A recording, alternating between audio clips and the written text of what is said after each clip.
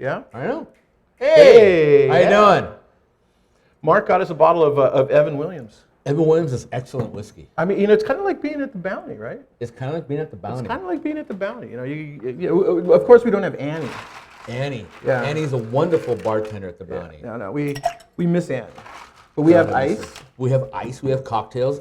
Yeah. You know, you joined us a little late, but we finished off the Jamesons already.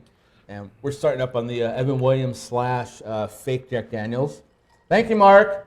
They try to confuse you. I mean, it says Kentucky, it says bourbon. And it says has whiskey. That shape. It has the black. I right? didn't know Evan Williams produced since 1783. There was something about whiskey and like the way it's spelled, like Maker's Mark has like some proprietary thing on the way whiskey's spelled. W-H-I-S without the E. K-Y. No yeah. E. Yeah. Isn't it, you ever hear about that? Here, No, have some of that. No, well, I'm already pretty much tilted to the wind there, but if you don't mind, I'll take a little snort. We don't want to explode over here. No, God, no, Jesus. Oh, hey, how you doing? How are you?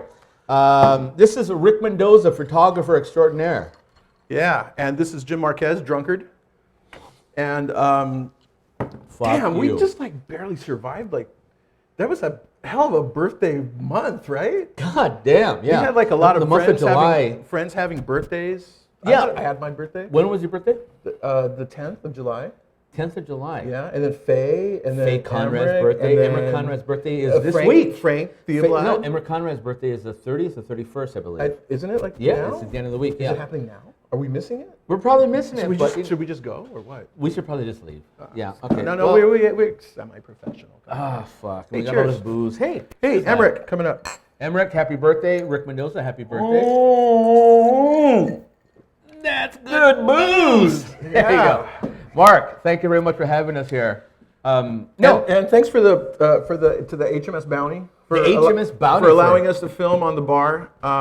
Annie's not here, of course, so we just kind of. That's what you're seeing behind us. That is an amazing shot that Rick Mendoza took at the HMS Bounty, Koreatown, right across the street from the Robert Kennedy High School on Wilshire and Alexandria in K-Town. It's been there 91 years. Yeah, Charles Bukowski used to drink there. Charles Bukowski used to drink there. Big influence of yours, right? Big influence of mine. It's huge influence of mine. I've written 14 books it's 14 books of stories and essays and poetry and whatever crap about LA, drinking, women, prostitutes, whores, sex, beat downs, gangs, immigration issues, police issues.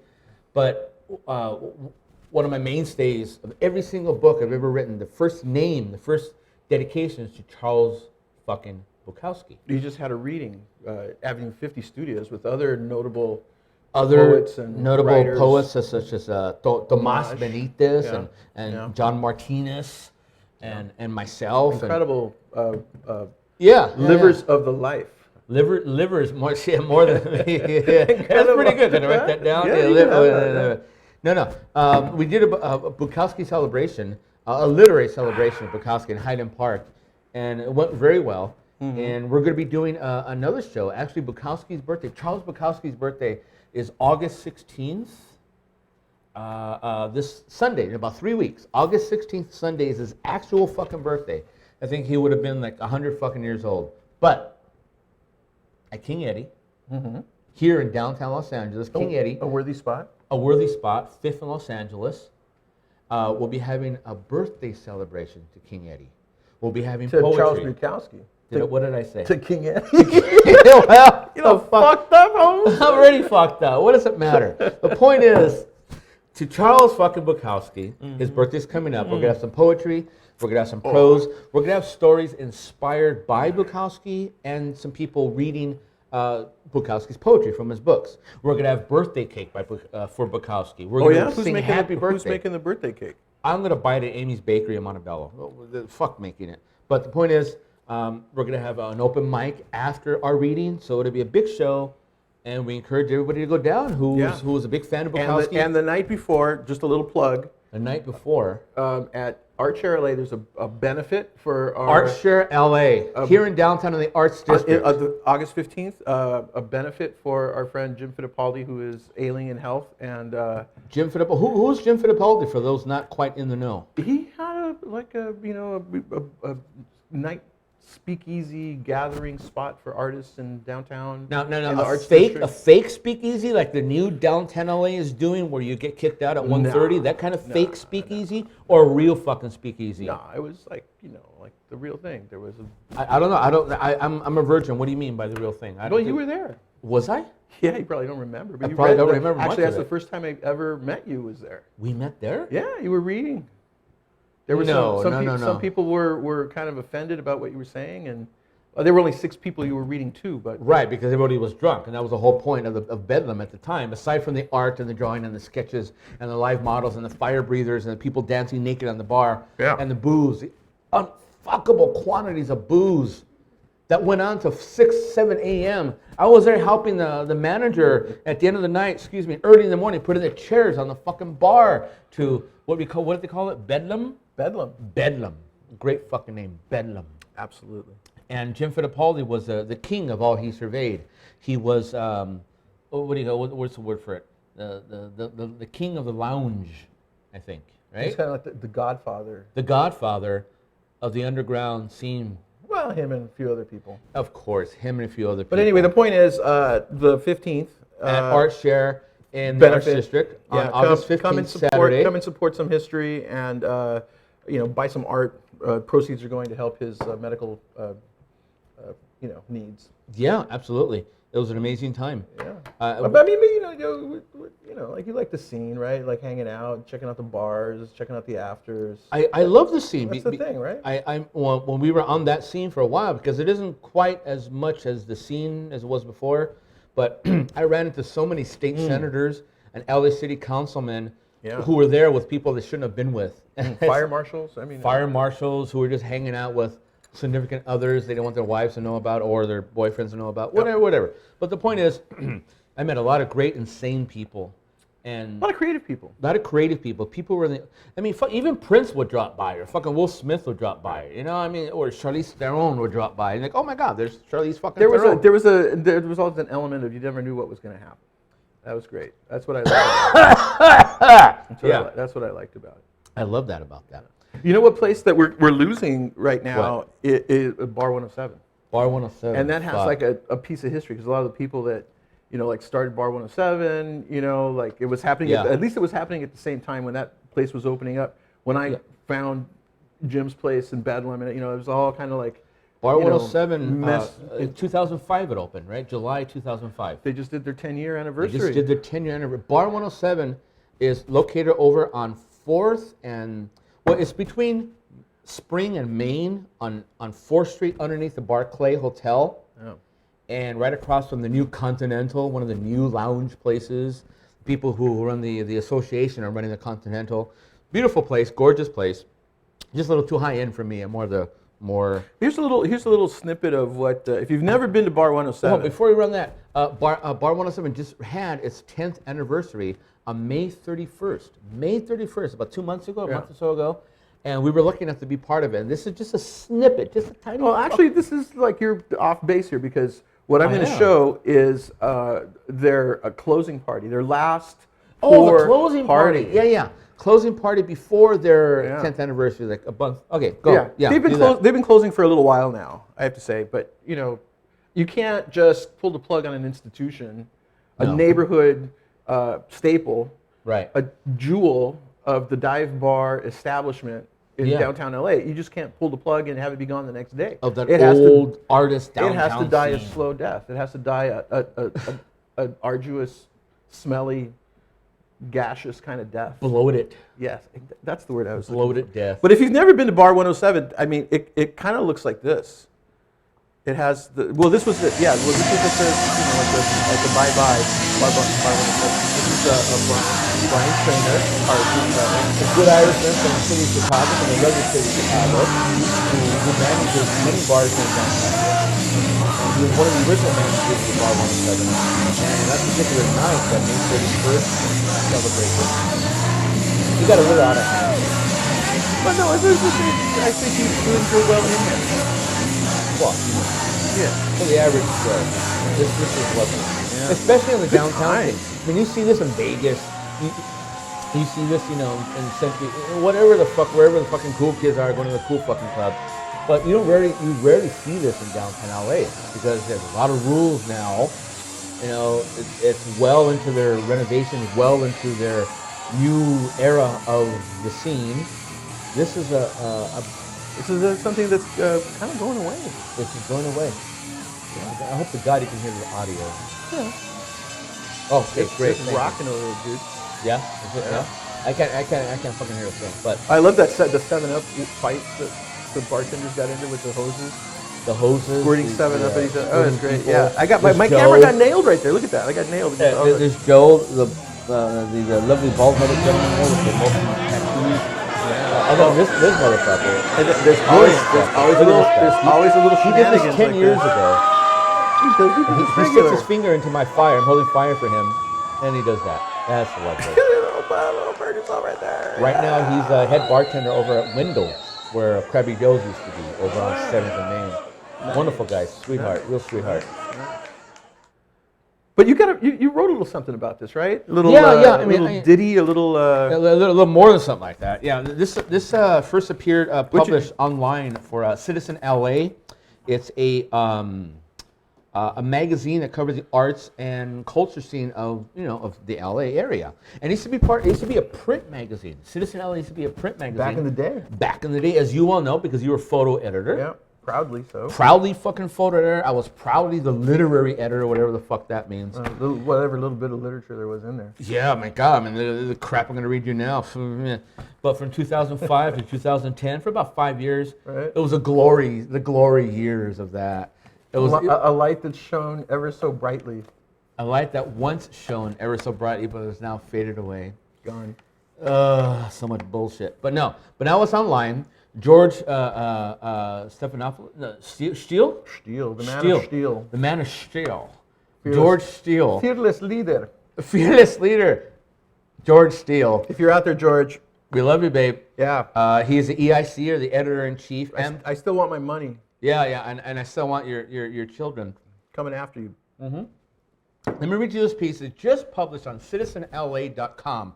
It's right on the fucking page. You'll see the videos, the thousands of photos that Rick took on these particular nights, and this crap. It's called Downtown Los Angeles, the closing of Bar 107 by me, Jim Marquez. Or Jim Marquez, or Jim Marcus. Let me put some mood pictures behind. Mood picture. That's a great fucking picture. That's a great picture. Yeah. Send me that fucking photo, man. Really? Yeah. To my thing. That's a great shot. Your thing? All right, let me go to it again. I'm going to start it right now. All right, you going to start it? So shall we go? You tell me when. Right there. You should start reading. The last night of Bar 107 was Sunday, May 31st, 2015. 10 fucking years in business. Life, motherfuckers. Fucking life. 10 years. Thumping away. I've been going on a fairly regular basis, once or twice a week, every week, for the past decade. At first known to me as a local artist gathering spot, especially after the art walks and various resident art shows, cheap booze, cheap artists, and even cheaper women. Yeah, baby. Classic dive bar situation.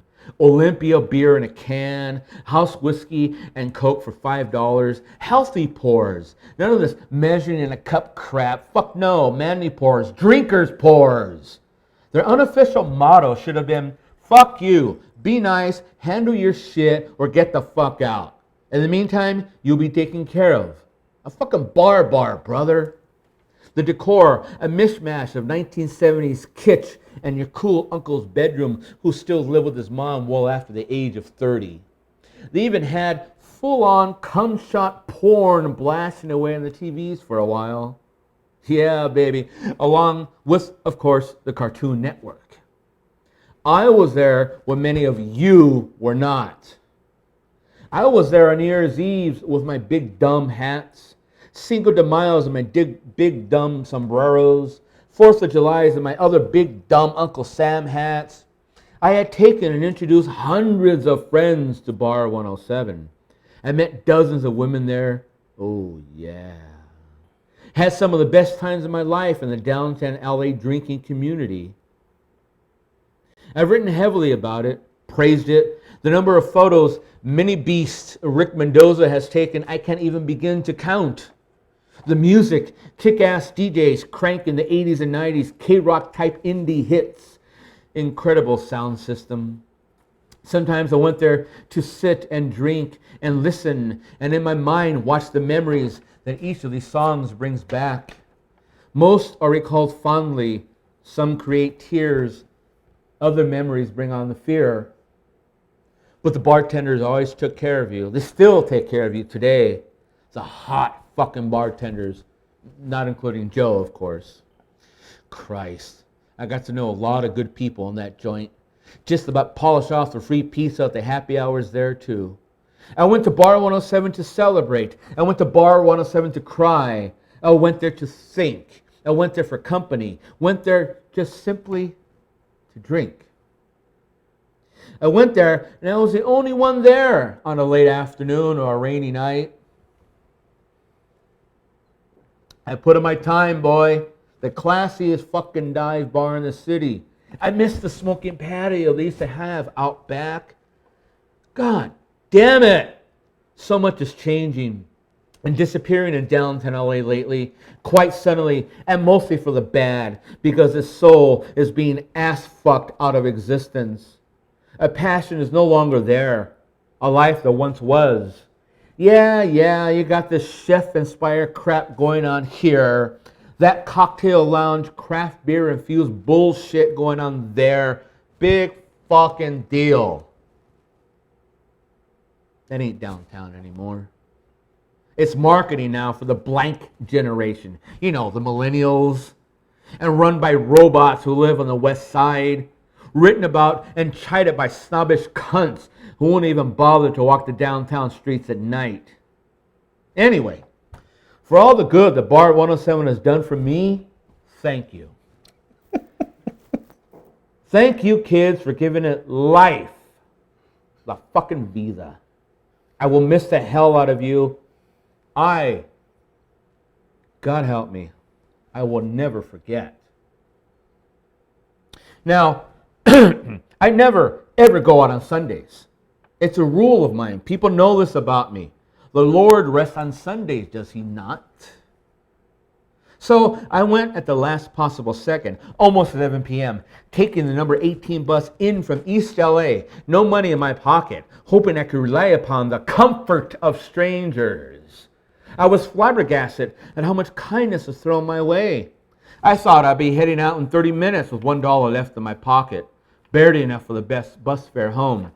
How pleasantly surprised I was.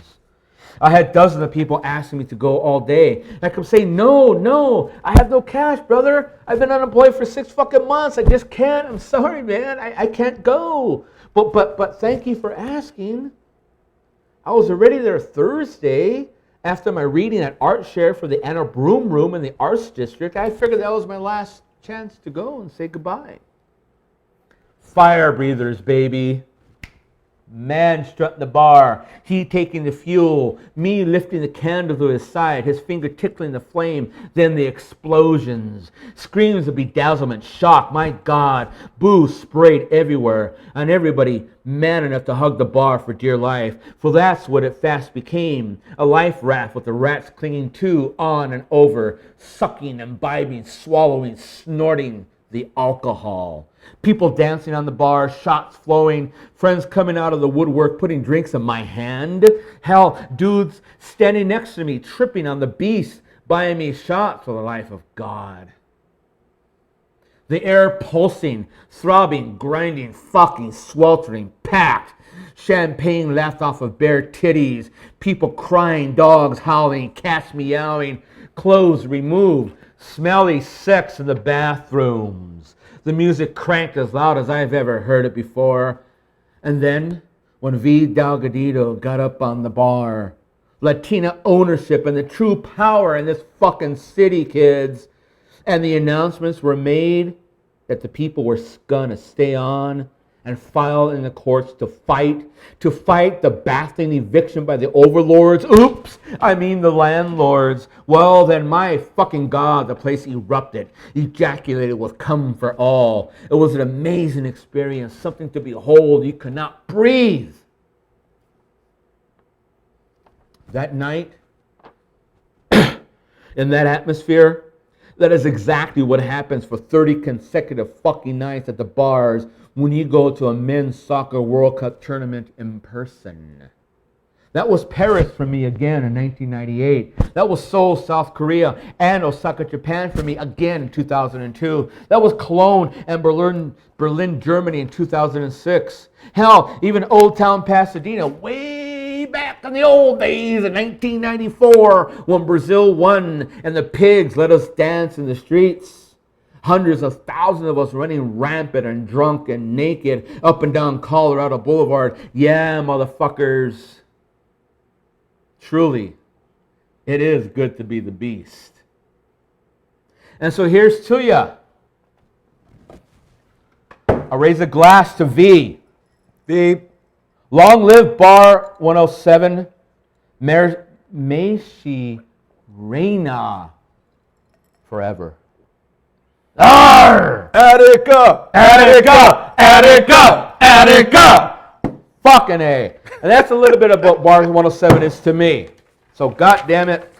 Now, I'm done. I'm spent. I'm going home. Good night. No, you can't go. Oh, come on, man. You can't go. Why? Because Fearless Leader is on phone. The Führer? Yeah, he said he's watching right now. George Steele? Yes. Fucking George Steele. How you doing, baby doll? How are you? How's Mexico Ciudad? Mexico City, Mexico lindo y bonito. Hey, do you have any extra shovels over there? Were you part of that rescue plan? Were you doing something there? Were you burying heads? I mean, no, it was El Chavo, not the Chapo. It was Chavo. I don't know what I don't know what you're talking about. Nah, George knows. I have no fucking clue. Yeah. George, who's George? You know, the guy. The guy who? Yeah, our guy. Oh, the EIC. Yeah, that guy. The editor-in-chief. Yeah. The head honcho. That's right. The big kahuna. Uh-huh. The huge cock in my life. Oh yeah, we can't talk about that Whole yet. foot long. well, 14 inches when I measured. Anyway. But you know what? We gotta say thank you to George. Thank you, George. God damn you, son of a bitch, cocksucker, motherfucker. Because he, in a lot of ways, like got us to team up and do what we do. Yeah. And hell yeah. Have some pretty fucking crazy times, man. We did. We enjoyed the limelight because of this man. Well, first of all, Jonathan Gerald, my mentor, my first editor of my life, and then after George Steele, and it was an amazing time. But we're not here to talk about the fucking past. It was crazy. But one of the nice things it's because we're friends now, because of Jonathan Gerald and the Citizen LA and George Steele, is because now we're friends. And that's a good thing. God. Right. Do you want to wrestle nude in front of a fire? There he is. Okay, what does George say? Ha, ha. Is that all you can say? Really? Is that all you can say, George? As you're getting your cock sucked by some 14-year-old honey? No, stop. Really? No. What? What are you talking about? He says I'm watching. Okay, what else does he say? Yes. Ha, ha, ha. Oh, my God. Watch yourself. Watch yourself. But I was going to say, one of the nice things was working on some cool stories. Like we had a small budget. Did we have budgets? No, we didn't have a budget. We got paid in whiskey and tacos. Yeah, whiskey and tacos. Anybody who's out there listening, I work for whiskey and tacos. I work for whiskey, tacos, and nude wrestling in front of a roaring fire. But anyway, I was going to say there was. You were employed at the time, so perhaps I was. We were on your dime. I was. I've been unemployed for the past 6 months of my life. I teach ESL, English as a second language. It's not very exciting, but it pays the fucking bills, believe me, and it pays the bar tab, more importantly. And I was at this particular school in Koreatown for 7.5 years. Yeah, but we're not going to mention any federal cases. We're not going to mention Homeland Security or FBI investigations. What I was getting at was that at the time, you had some income that you were putting towards stories and disposable income that produced books. Yeah, and it got us to Del Mar because you were playing the ponies at that time. Yeah, but we're going to get to the Del Mar. Why don't we do the books? You want to do the book covers now before we do the Del Mar? Since we just brought up the books. Well, you want to see the books? We got some books right here. Okay, these are I've written 15 books. 15 books in the past 10 years. They're self-published on lulu.com, Lulu, .com. And there's stories and essays and poetry about downtown LA. The downtown LA, yeah. The art scene, Yeah. the drugs, the sex, Yeah. the immigration issues, police brutality, all the shit that I've seen and been a part of. I mean, these scars come from somewhere. Really? At one particular time, about 3 years ago, during Christmas time, I was jumped, robbed, and stabbed in front of the Santa Fe building on 6th of Main. Right. Right in that parking lot there. It's crazy. This is like, this book cover was shot right in the alleyway, I think across the street from there.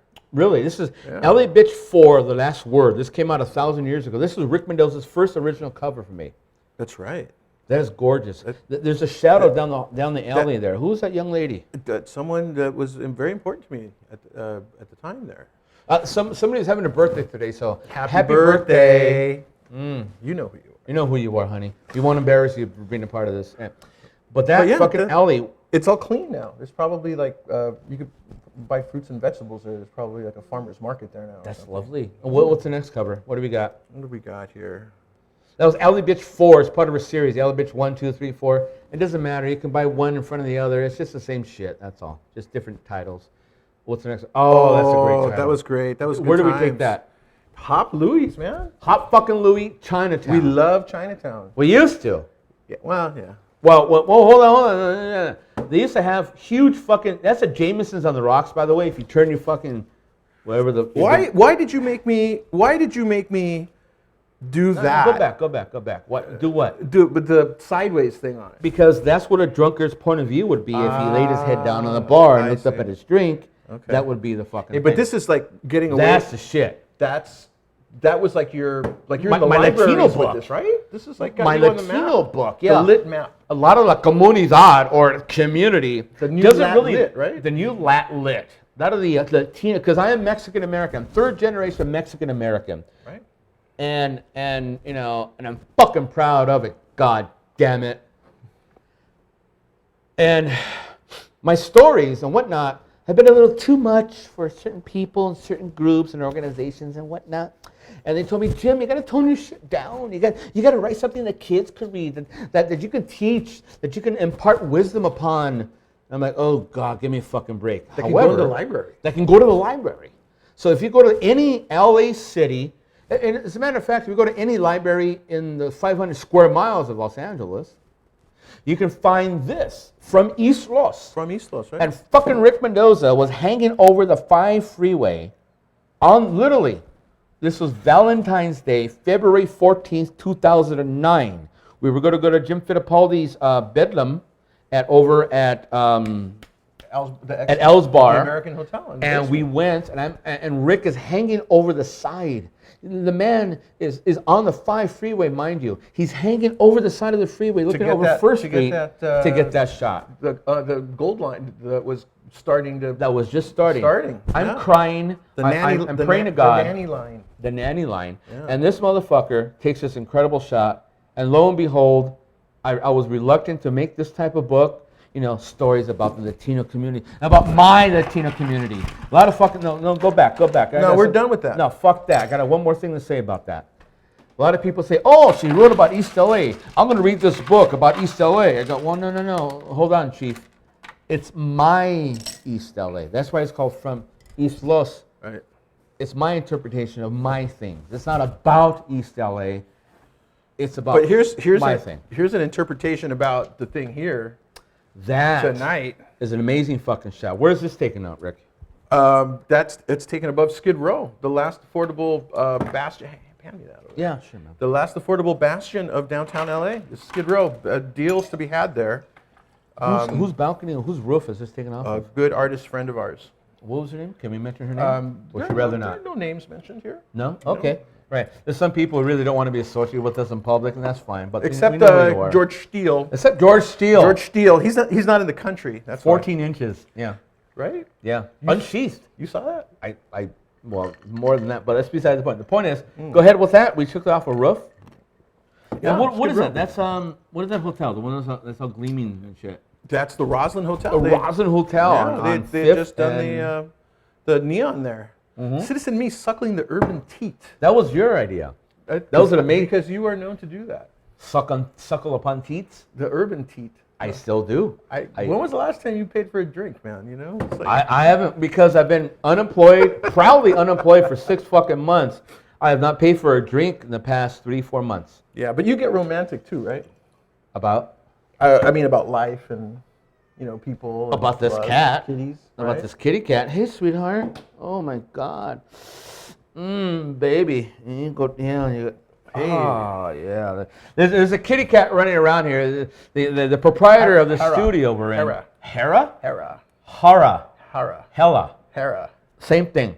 Beautiful cat, and she's all over me like, you know, like a cheap suit. Hey, anyway, what's this book about? Oh my God, The Heart of the Beast. This is an amazing photograph that you took that I thought, stupidly, because I'm not a fucking artist, I know nothing about art, by the way. Zero. I'm a fucking moron. But this piece I thought was just a heart. But what is it? It's thorns, right? It's a double sandwich negative darkroom process thing that started off as just a leaf from a banana tree. See, I have no idea what he just said. But the point is, this book is a very thin book. Nobody has bought it. I'm proud to say nobody has bought this book. Collected love stories. Maybe, you know, 2 copies or 1 copy has been sold. People just don't know you for the lover that you are. They don't know me for the sick, twisted lover that I am. But this is an amazing book. It's about 100 pages. You can read it while you're taking a dump. Yeah. And cover to cover. Cover to cover. Mm-hmm. It's comprised of like 6 short stories about warped and twisted love. Warped and twisted. Of course. What do you want? What, did you not eat? The cat's meowing like a motherfucker. I love you, sweetheart. I love you. Sweetheart, I brought condoms. We'll make time later. Okay, moving on. Piece of LA. This is an amazing fucking book. My first novel, a murder mystery. This cover. But get shot in an empty lot, man. Whose car is that? That's my daughter's Falcon. That's his daughter's Falcon. Well, yeah, it was. The reason why the hood is the trunk is popped up, because the first chapter begins where there's a body discovered in the trunk of a car in El Sereno, or El Sereno, in El Sereno, and then the murder mystery takes off from there. Kind of a departure, actually, you know, like in style for you, since you're a short story kind of man. Yeah, I mean, I in this book I attack. God damn it! I attack art from different points of view, from the Latino art scene, from the American art scene, from the Chicano art scene. And that book, by the way, is available in all libraries. You go into a library, you ask your librarian, hey, can you order me Pieces of LA? They'll order it for you, and a week later you can check it out for free. Same thing with Beastly. Oh, Beastly Bus Tales, motherfucker. It's an amazing fucking book. You know, one of my best. I've written 15, but this is truly one of my best. I'm not bragging. But because of the cover that Rick took, the collage. If you look closely at the collage, these are all the scene of downtown LA after midnight. And the book is about not drinking in the bars, but what happens after the bars close at 2 a.m. in downtown LA and they kick you out. And you have to go home, either go to a friend's party or go to a friend's couch or take the bus. And then you wake up in a yoga studio somewhere. And you wake up in a yoga studio where there's no alcohol, and you wonder, why the fuck did you bother? But the point is, Beastly Bus Tales is an amazing fucking book that is now available all over the fucking planet. Can you get this on iTunes? You can get this on iTunes. You can get this on Amazon. You can get this on Barnes & Nobles. You can walk into any shop on the planet, give them this title, and they will order it for you. Are you going to read another story, man? Because this is getting fuck boring. Yeah. Oh, fuck you, boring. Hey, man, come on. What do you got? Blow what do you got me. coming up? What do you got coming up? Well, the Del Mar thing. Oh, yeah, hold it. Yeah. Go to the Del Mar thing. We'll get back to that later. Go to the Del Mar thing. I don't know. I love talking about me. I know. Fuck you. Narcissist. Fuck you. I got your narcissist right here. Got it right here, baby. Got you right here. All so right. What did we do? One time we went to Del Mar on Jim's dime, because there was no budget in Citizen LA. No, thank you, George. Yeah. Yeah. Thanks over there. Are you gonna crack this or what? Well, we're saving that for later. Okay. Just, I've been, keeping it cold. It's been a hot day today. Oh yeah. Well, yeah. My poor cable man. He came out to the pad today to put the cable in. That's a hard lick, man. Climbing a what guy? 1 o'clock. Warner Brothers? Afternoon. No, Charter. Charter? Well, I shouldn't say anything, but. Well, you got the Dodgers now? Well, the old man wants the Dodgers. How old is your old man? He's turning. He's 79. 79. Yeah, he's just got to have his Dodgers. Well, God bless him. I mean, he's been a little under the weather lately, but he's bouncing back, right? Yeah, he has. Yes, thank you. Well, God bless. You know, if you have your dad or your mom still around, fucking call him up. That's right. Say hi. Say hi. Say how do you do. Take him to a Dodger game. Take him for a drink. Yeah, have him checked for, diseases. Yeah, various heart palpitations. Now, my mom passed away about 5 months ago. Real tough fucking time. Real tough fucking time in my life. And at the exact same time, I was laid off of my job of 8 years. So I got fucked out of a job. I got fucked out of a parent I was taking care of on a daily basis. I was at her house taking care of her, doing things no man should fucking do for her mother. And it was a hard fucking time for a few years there. And then she passed away. I had the opportunity of watching her suffer like a fucking stuck pig for 21 fucking days before she mercifully fucking died twice. Holy crap. Really? She died. They brought her back to life. They sent me back home a couple hours later. Oh, she died again. But the nurses, they don't use the word died. They use the word expired. I'm sorry to tell you, Mr. Marcus, but your mother just expired. You're like, what? What? You want to hear the word died or passed away. But nursing staff uses the word expired. Yeah. Anywho, Del Mar. On a happier note. Well, fuck you. Looking forward to now that there are less responsibilities. And mind you, when you wrote this, you were in the midst of those responsibilities. So this was a little bit of a respite. It was a respite. I don't know. It was a respite to get out of town and do a little. Right now is midsummer. I'm hoping you're enjoying the fuck out of it. I'm going to now. I just got a new teaching position in Koreatown. I'm very, very happy about that. Yeah, but I won't get my first check until August 21st. So 3 weeks, I'm still going to struggle and borrow money from all of my friends. But is Del Mar open then? Del Mar is open right now. Uh-oh. Del Mar thoroughbred racing turf track, whatever. It's a horse racing track, like Hollywood Park was, like Santa Anita is. Maybe the new generation, millennial generation, doesn't really go to the track. I grew up on the track. I've been going to the track 20 fucking years, like Vegas. I was born and raised in LA, and I've been to Vegas 50 fucking times. I fucking love Vegas. I've been all over the fucking world. I spent 10 fucking years in Europe and Asia. Still, the most fun fucking city on the goddamn planet is Vegas, because you can gamble and drink 24 hours. The racetrack, Del Mar racetrack, is a drunkard's haven. And Rick and I took a little sojourn there, thanks on the behest of George Steele. George Steele, yeah. Not like you paid us, but... No, not that you paid us for it. Actually, he didn't even... it wasn't on his behest. I think it was just... Like, it was on mine. Let's just go to the track. It wasn't ours. Yeah, we just wanted to play the ponies. Play the fucking ponies and drink. Yeah. But Del Mar is a wonderful place. It's gorgeous. You really should go. But take the train. Don't drive. Because you drink like a motherfucker there. This is called A Beastly Day at the Races. By the way, the stories I'm reading tonight are from my new book, my 15th self-published book in 10 years. The book is called, in homage to Ernest Hemingway, the book is called A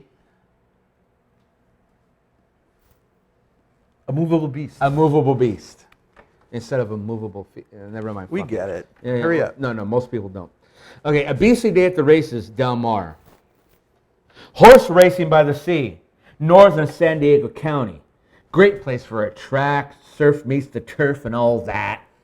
Train from Union Station, downtown Los Angeles. Crammed with drunks, raucous, anticipating hard-ons and gorged with cash. And dreams of what? They're all rich fucks already, all white too. Announcements made over the PA about not sneaking your own alcohol. Ignored. Fuck the $14 beers in the bar car. Fuck the craft beer bullshit. We brown bag and flask our booze. Drink up, to each his own. Whiskey, vodka, tequila, gin, or vile concoction of all four. And because you haven't lost anything yet, because you haven't felt the misery set in yet, you actually have a You actually give a damn about the guy sitting next to you. So we chat up happy as fuck. Hey, looky there, bro. It's the Pacific Ocean. Fucking beautiful, huh? Hell yeah, man. Great weather for the track, huh, buddy? Hell yeah, dude. Gonna make a killing today, right? You know it, pal. Damn straight, amigo. They always call me amigo. And once you arrive, you're at Solana Beach, a couple of miles from the track. Therefore, you must run down to the beach itself to leer at the teenage girls rising from the waters. Wet and white, nipples popping, tits nearly exposed, smooth, bare feet. A bottom bikini sliding off of one of them, knowingly exposing her innocence. Mom nearby not giving a fuck, texting her life away. So you stare some more. Yes, you are Mr. Creepy. You take mental pictures for the masturbation later that night. And off you go. Hop the free shuttle. It's a double-decker bus. You sit up on top. Salty breeze in your hair. Already drunk, which is exactly the point to all this. Booze is a kick here at Del Mar. Gambling is secondary. God-awful 1980s-like pink flamingo pastel facade surrounds the clubhouse, insults the senses, small and pathetic, but better than that cesspool up in LA called Hollywood Park, which is no more, thank God. Good they closed it. Blew the fucker up. Removed another cancer from the deflated tit that is Los Angeles. Yeah, Bukowski used to tap that track back in the 60s and 70s and 80s. It had its decent years, but Santa Anita is a class act on the West Coast, kids. Always has been. Blue Mountain's majesty in the background. Major drunks too, yes, but at least people also go there to bet. So you stumble about Del Mar, make your way to the top floor for a better view of the grounds, and of course the ocean nearby. Sun glistening, waves pounding far off. Christ almighty, it's a kind of magic. And every turn you make, a bar is set up for your inebriated convenience. Every 5 goddamn feet. The alcohol. You like the booze, don't you? You fucking degenerate. Yes, it is your friend. It will never talk back to you. It will never lie to you. It will never call you fat. It will never call you stupid. It will never break up with you over the phone. It will never die in your arms. It will help you forget. But more importantly, the booze will help you remember those red, rosy days of summers gone by. Back when you were much younger than you are today. When you thought you lived forever. And that nothing, absolutely nothing in this universe could ever possibly fuck you over. Yeah. The spirits, the sauce, the intoxicants, the hooch, the elixir, the drink. Get a room, you two, or get thee to a nunnery, you wicked and foul and delightful enchantress, you. And so, consequently, the lines are longer to order up than they are to bet. You'll never see that at a Vegas casino or at Santa Anita. You actually have time to make your wagers here. That you'll lose, always lose.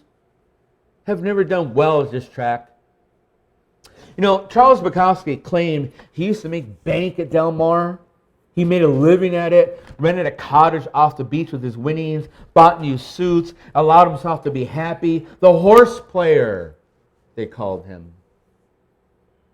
I wish I was one too, but I only have the whore's luck, which can be good because at Del Mar the female flesh is all around. Red-faced, open mouth, hollering, batshit crazy, eyes sweating from the humidity of the madness and the vodka. Every woman flirts with you, kisses you, grabs at you. Every one of them young, every one of them hot, every one of them unbelievably rich. God bless them. For a white woman has never met anybody she wouldn't fuck at least once in her lifetime. The stench of too warm whiskey, weeks old cum in a heated motel room, cheap perfume at the back of a strip club, a lap dancer fucking you for $100 and no condom. That's what you smell despite the ocean air. Let it waft over you. Drink, bet, eat, steal kisses, slap some ass, spend too goddamn much, lose race after race. You bet to win, but the fucking nag always, always, always comes in second. Close your eyes, inhale. Oh, baby. This is a track of Del Mar.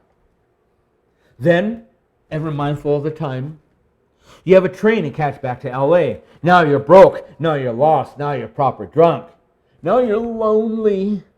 Where the fuck is the shuttle? Another long line. People are seething, pensive. They are dazed. They have been raped. What the fuck just happened? Where's all my money? You miserable cunt. What are you looking at? Fuck you, man. Where's my money? What are you looking at, motherfucker? Fuck you, coward. Look at me. Where's my fucking money? Look at me.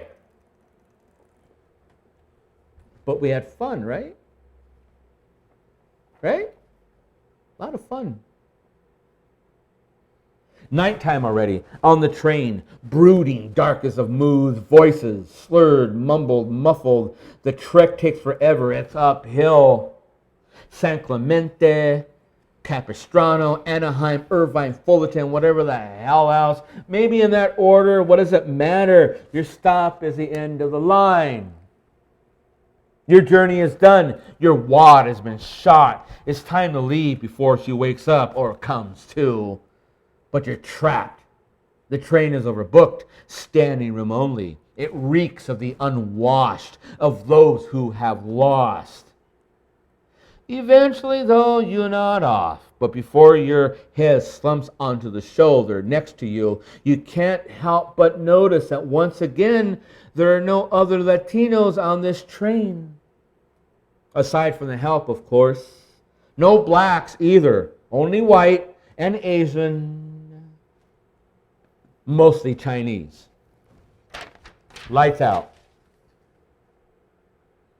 You come to. Jarred awake. Train shifts direction violently. Your head is screaming. Too early in the night to be hungover, but you can now feel the misery coming on, you fucking drunk. You see the downtown LA skyline and feel even worse. Look around. The train appears empty, but quickly heads begin to pop up from behind high back seats. Blurry and red-rimmed eyes, rapid blinking, hair tousled, yawning, stretching, farting, a half dozen gophers poking their heads. The clatter of steel wheels becomes louder as the speed decreases. The train cautiously taking that long curve, then it's a straight shot into the station. Still rolling, swaying, you gather your bag, your crumpled hat, you make for the exits. Wait an uncomfortably long time for the train to stop. Standing in a semicircle, the other losers that went through the same mind-numbing fuckabout of traveling hundreds of miles to place a bet on future dog food, get roaring drunk, and then come back the same day. They look just like you. Try not to notice, but the embarrassment is there. Every man in beige cargo shorts, white sneakers of blue stripes, untucked dress shirt rumpled, the sleeves rolled up, baseball cap with Santa Anita or Hollywood Park or Bay Meadows as a logo. A dusty day pack slung over a shoulder. All between the ages of 25 to 50 years old, in need of a daily exercise regimen, alone and drunk. One Mexican stands amongst them. You are the exception. You always are. You always will be.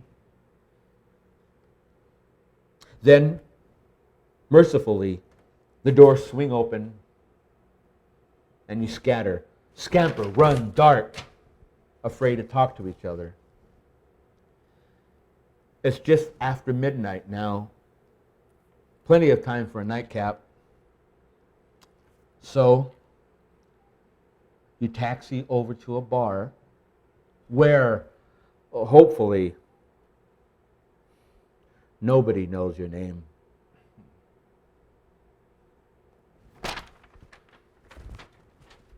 And that's Del Mar.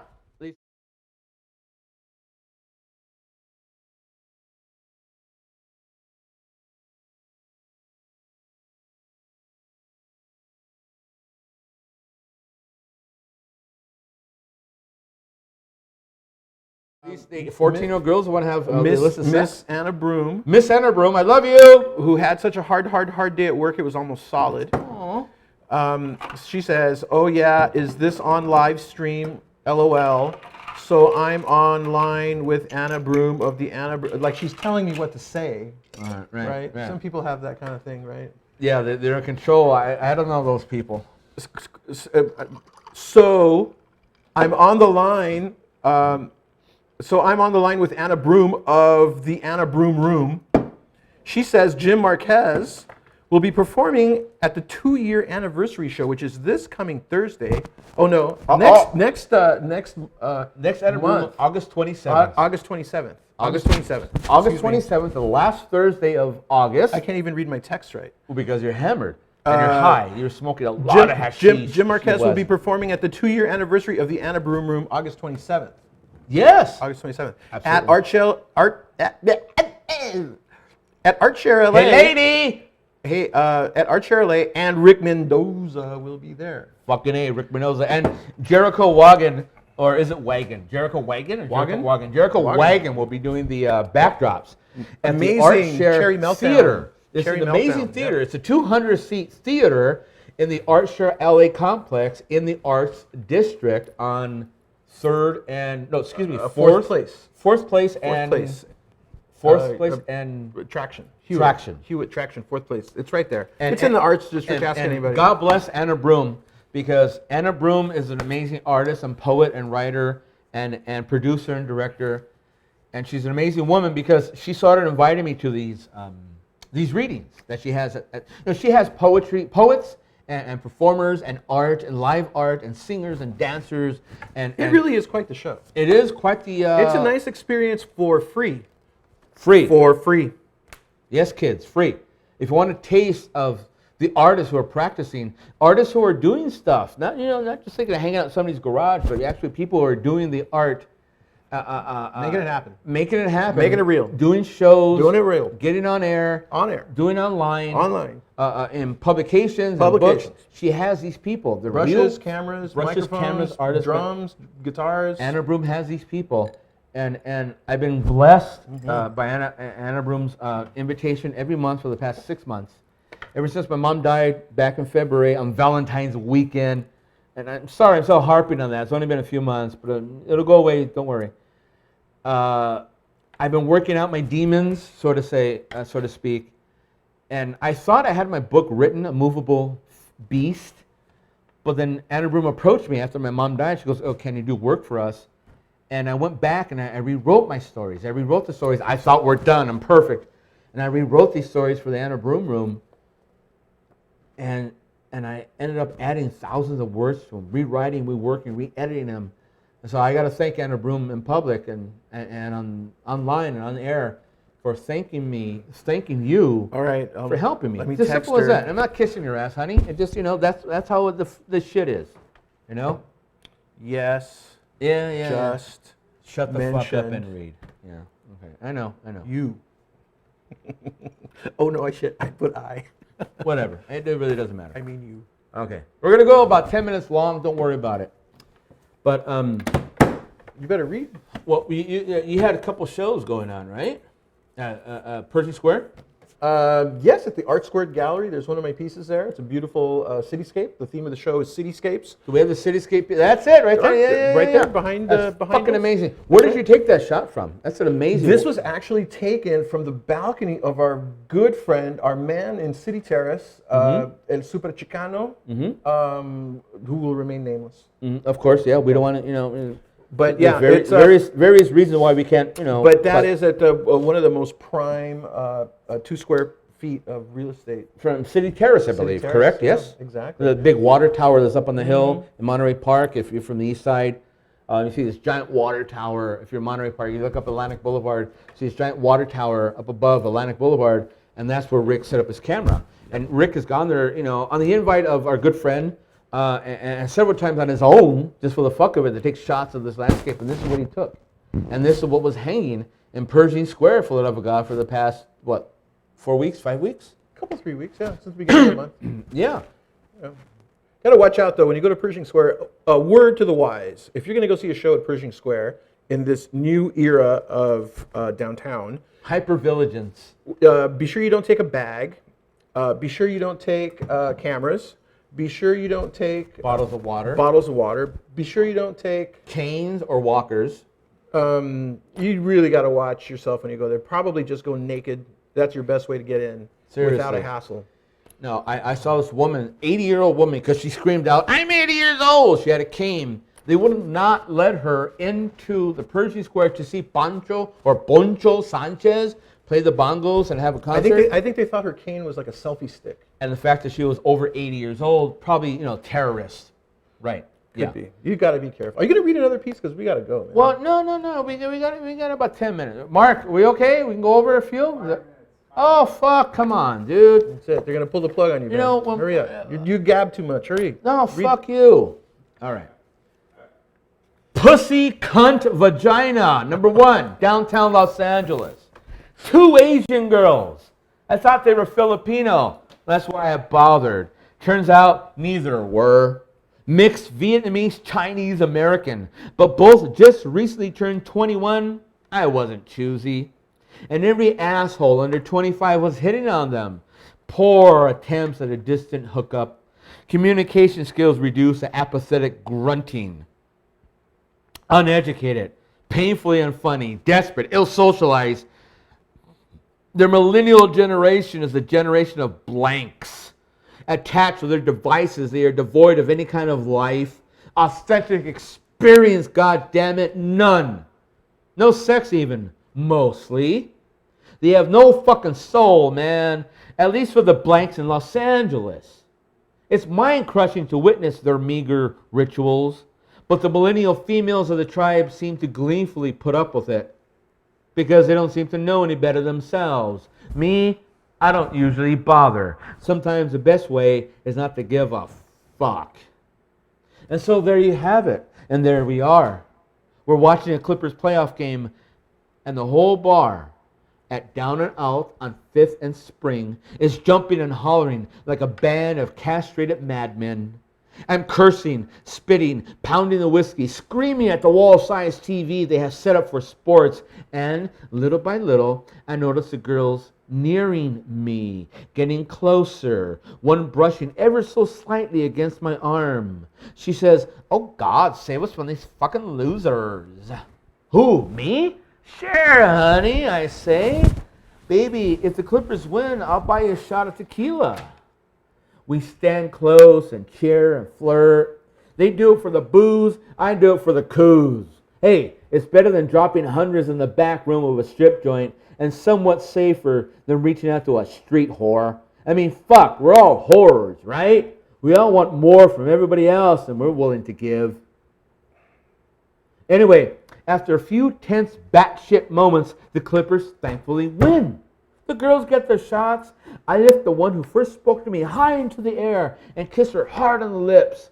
Old school celebrating. Let the fuck loose. Those around us are simply aghast. Oh my God, that's not cool, bro. Fuck them all, what do I care? Kiss my brown ass. But then I try to dismiss the girls because I know immediately, despite my wet and willing erection, that it's going to be just too goddamn much trouble to keep up going with them. They're high maintenance. Again, we're talking Asian American girls here, kids. They're going to want the whole lame bottle service bullshit soon enough. Believe me, I know of what I speak. I have traveled this road before. I had my fun here. I want out. I just want to drink. Now fuck off. I say, well, have a nice night. Ladies, I gotta go. But they want to know about the other bars in the neighborhood. They want me to be the boyfriend for the night, escort them around town. Please, please, let's have some fun, okay? Let's hang out. Christ, which one doesn't want to go home to her abusive boyfriend? So I relent. Fine, let's see where this goes. I'd already planned to hit Coles over on 6th and Main, the oldest bar in L.A. They want to go too.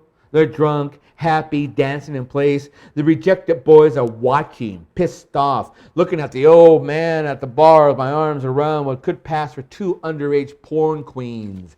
My hands squeezed, small but soft and warm side boobs rub their asses. They snuggle closer to me. Surely they can hook up with someone younger, hotter, thinner. Come on. I'd only spent $15 on them. We hit the Coles hand in hand, walk out of the bar, and there is a line of wretched-looking child men, each alone, each drinking their pints of beer because they haven't discovered the joys and horrors of the whiskey yet. And one of the girls says out loud, "Look at us, boys. See the real man here. Look who the winner is." I liked that, and I didn't like that. I thought, oh, come on, honey, don't say that shit. But also at the same time, I thought, fuck yeah, sweetie. I'm going to come all over your pretty little mouth where your friend watches and masturbates. And we'll stop there because it goes another 10 minutes. Rick, parting words? Nah. Okay. Bukowski Show, King Eddie, August 16th, a birthday celebration of King Eddie, August 16th. Bedlam celebration of Jim Fittipaldi, August 15th on a Saturday. Right. God bless you guys. August Art Walk. Come to the Hive. Photos. August? Mayhem. Yes. This August, next week. Art Walk time. September, goddammit, September. I'm doing your fucking bio for the thing. Oh, and they get busy with that too. I paid you already. We got to get working on that. Yeah, I'm gonna ask for more money, but yeah. Whatever. Anyway, cheers to you. Got whatever. Hey, thanks for being here, babe. Hey, thanks. Cheers, babe. me, goddammit. Yeah. Arr, give me an R. Arr. Arr. Thank you, Mark.